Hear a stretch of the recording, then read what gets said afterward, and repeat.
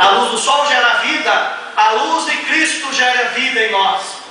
O coração humano que não tem a luz de Jesus ressuscitado não gera vida, mas gera morte. E é muito fácil perceber isso quando você se aproxima de pessoas que geram morte. Não morte biológica, não física, mas que geram morte nas palavras, nas atitudes, nas ações. E você tem até medo de conversar com a pessoa, né, ou ficar perto dela, porque ela só traz coisa ruim, coisa negativa, só gera escuridão, só gera trevas. Essa pessoa não tem a luz de Jesus ressuscitado. Se ela tiver a luz de Jesus, ela vai ser iluminada e ela vai iluminar. Não tem como você esconder o sol. Você pode esconder, se nós colocarmos cortinas aqui, nós nos escondemos do sol, mas o sol não está escondido. Mesmo num dia nublado, o sol continua lá. Mesmo num dia chuvoso, o sol continua lá. E mais ainda, o sol de Jesus nasce para os bons, nasce para os maus também. O camarada que está lá no presídio essa hora, o sol está nascendo para ele, quadrado, mas está nascendo, né? O sol nasce para todos, mas nem todos acolhem a luz do sol. Há um filósofo chamado Kierkegaard, ele morre dentro da casa dele, meio doido, né? Filósofo existencialista, preso na casa, com toda a janela branca, transparente, né? Quase enxergando o sangue correndo nele, né? Porque ele ficou vários anos sem querer ver a luz do sol, né? Ele morre, ele questionou Deus a vida inteira e no final da vida ele pensou e refletiu, escreveu: fiquei a vida inteira perdendo o meu tempo, né? Porque Deus existe. Perdeu a vida dele inteira fazendo isso, né? Um filósofo diz isso. Morre transparente porque não viu a luz do sol. Mas a luz do sol, tanto o sol queria lhe dar vida, como Jesus também queria lhe dar vida. Agora é a nossa opção, e somos livres para acolher essa luz ou não acolher.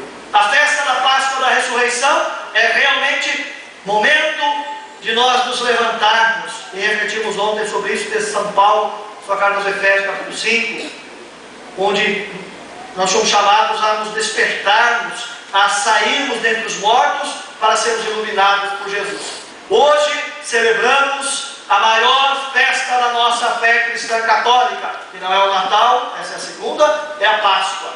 Portanto, na sua casa hoje, no seu almoço com a família, você deve dizer Feliz Páscoa, feliz passagem de algo antigo, de algo velho para algo novo, e determinar no coração, a partir de hoje é a luz de Jesus que vai iluminar a minha vida. E por mais que apareçam coisas, ou pessoas, ou objetos, ou ideologias que queiram ofuscar essa luz do sol que é Jesus, eu vou me esforçar para ter os olhos fixos em Jesus, autor e consumador da nossa fé. Se nós mantivermos essa convicção, essa força, mais que isso, nos fortalecemos no altar da cruz de Jesus, nós seguimos em frente. Se Ele nos iluminar, a nossa vida progride, prospera e cresce.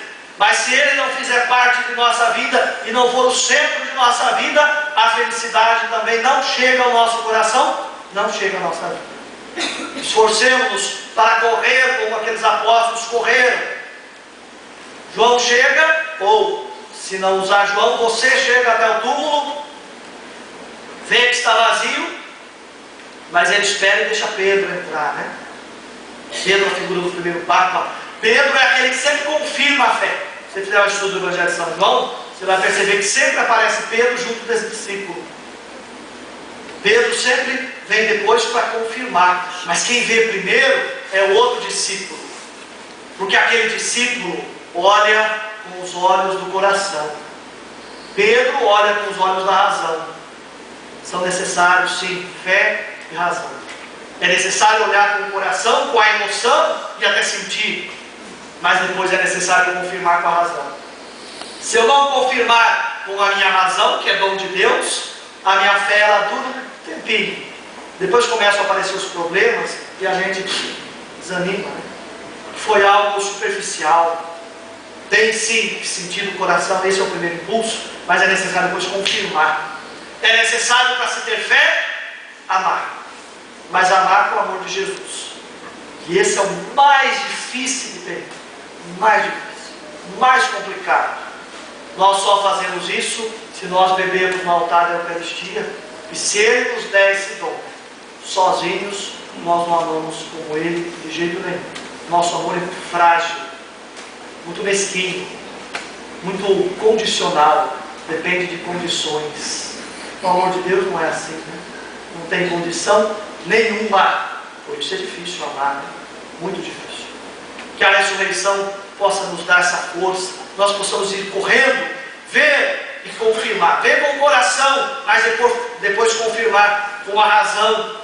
Aquele apóstolo que chega mais tarde, que chega junto de Pedro, vê, não entra, Pedro entra, confirma. Depois, sim, de confirmado, ele entra. Ele viu e acreditou. Simplesmente isso. Não tem mais nada. Porque ver é a atitude do coração. Olhar, quem não é cego, olha. Mas eu vejo simplesmente com o coração. E para crer é necessário olhar com o olhar da fé do coração.